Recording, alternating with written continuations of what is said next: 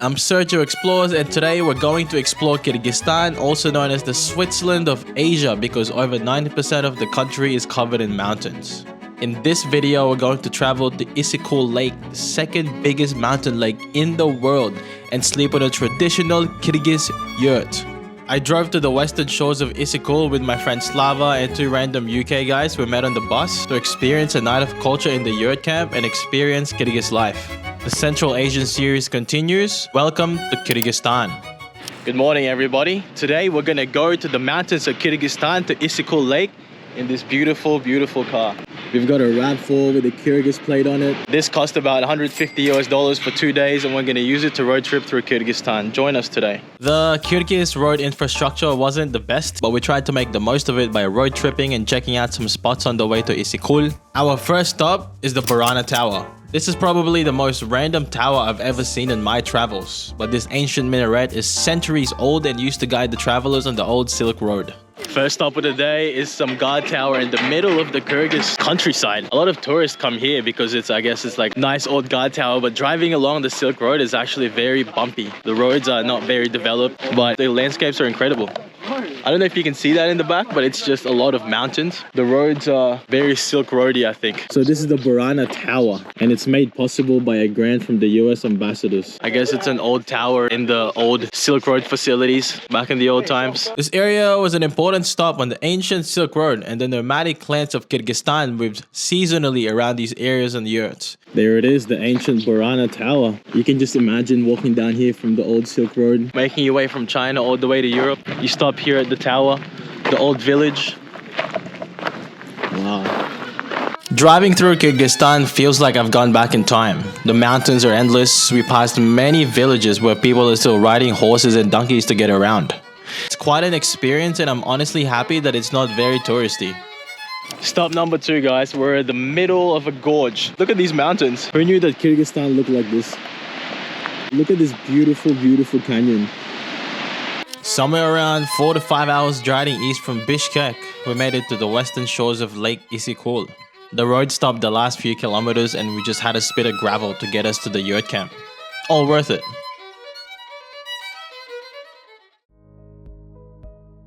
Our host for the night is a man named Ilyich. If you Google the word Kyrgyz man, then I'm quite convinced that an image of Ilyich would appear. He's got hands the size of a bear's. Our boy Slava / Russian translator sorted out the details with Ilyich. And for the price of $100 we had a whole yurt to ourselves. So 110 for 4 people, 8,500. We made it to the yurt camp, guys. Here it is.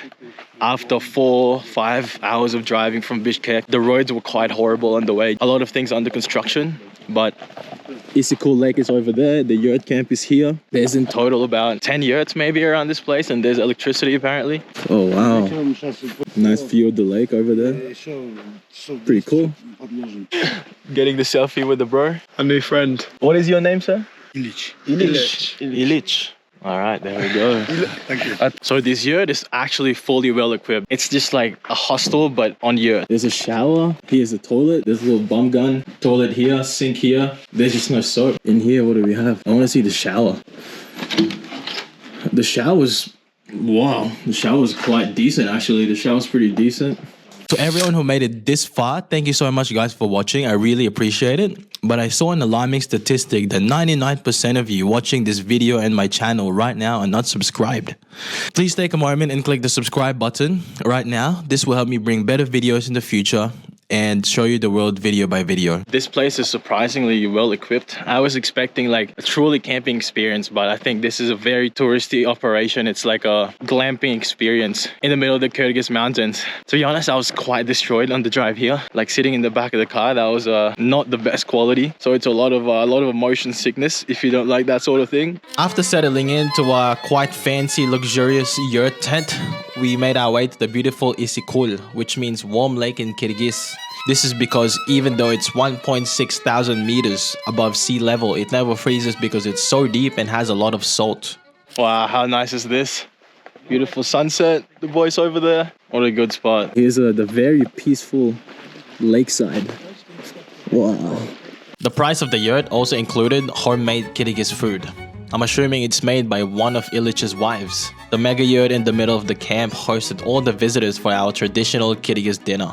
Guys, I think it's time for dinner. 7 p.m. Maybe prepared by the man himself. What was your name again, sir? Ilyich. Do you have a Wi-Fi? Yes. Wi-Fi? Inside? Inside. Is there a password? Oh, there is Wi-Fi. Is it the whole area? No. Oh, only here. Ah, okay. Ilyich has the Wi-Fi. I think. Oh wow, dinner time. Here it is. Look at the feast. We got like 3 kilos of plov, some bread. Is that enough protein for you, bro? Got the plov, the fried rice with meat on the top. Just give it a go. That's good. You already done? It's quite a lot of oil in this one, but it's still not bad. What do you think? Good. It's not bad. After dinner, I exchanged a few words with Ilyich. He spoke a little bit of English and I managed to learn that he was a father of 3 and that he now spends all his time in the mountains of Kyrgyzstan to show the visitors the nomadic Kyrgyz way of living in his yurt camp. This is my bed for tonight. Pretty warm. There's a blanket, there's a towel. Pretty nice yurt, to be honest. I mean, look at this place. Quite nice. There's 4 beds. There's a table. Guys, I think I'm gonna say goodnight, but we're gonna pick up the video again tomorrow morning. I'm not gonna lie, I wish I can say it was a nice sleep, but it wasn't. The yurt was well equipped, but the fire went out in the middle of the night and for some reason the door swung open. So I woke up at dawn with Arctic winds blasting out my naked body.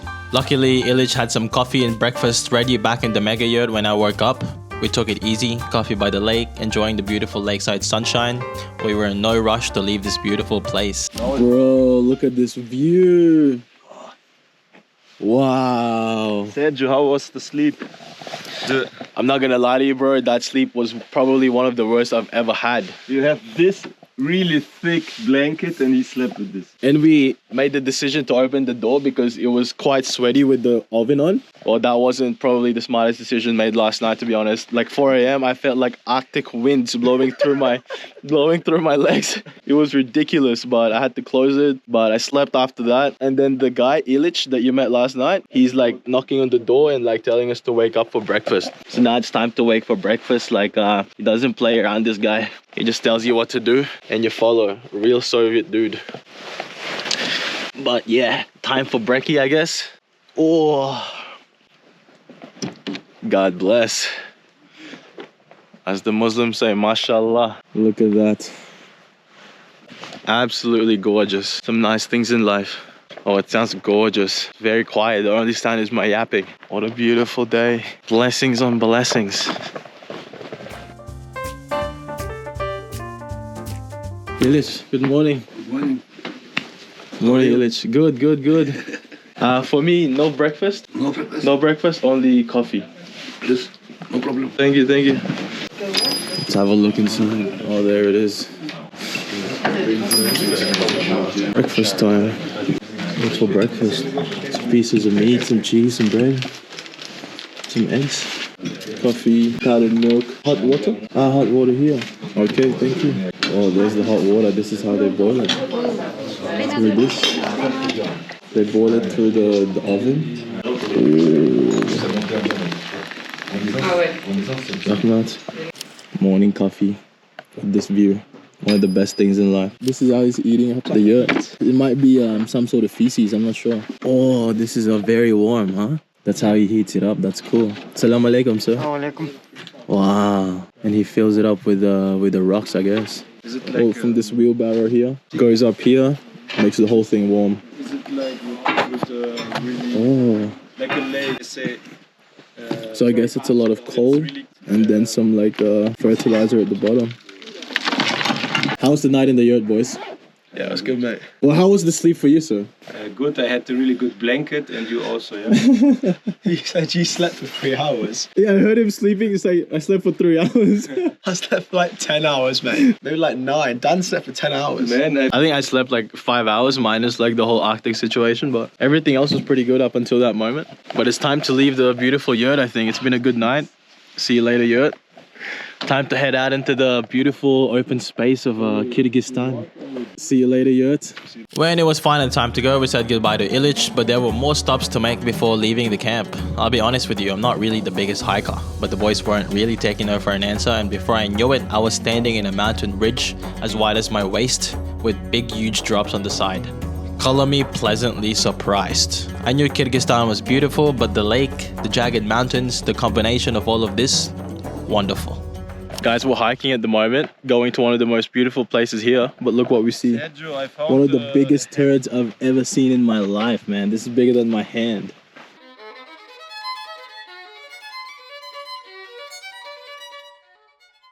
Guys, how beautiful is Kyrgyzstan? Issyk-Kul Lake there.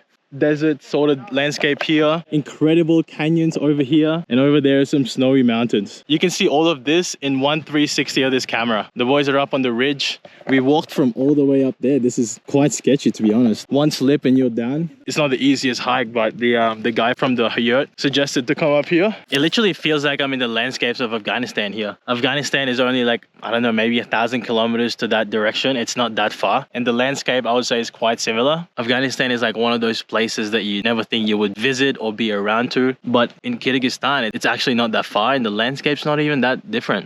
The yurt we stayed at is just down there. You can't really see it on camera. The yurt is just further down that way. When you're in Kyrgyzstan, you can't miss visiting these places. It's very otherworldly, different planet. Almost no tourists here. The people you would meet in the places are not the kind of tourists that you would see in Ibiza or anything like that. What an experience. The yurt experience, I would say, for me it's way better when you self-drive, but it costs a bit more money. It gives you an appreciation for how people lived around this area for centuries. Nomadic lifestyle, having the yurts in the back of the horses, quite similar to Kazakhstan. 10 out of 10 experience. On the way out of the camp, we accidentally ran into a group of eagle hunters. They were doing it for tourists, but eagle hunting, also known as Borkochu, is one of Kyrgyzstan's oldest nomadic traditions. Even though this crew was doing it for tourists, there are not many skilled hunters left to continue this incredible tradition, so we had to say hi.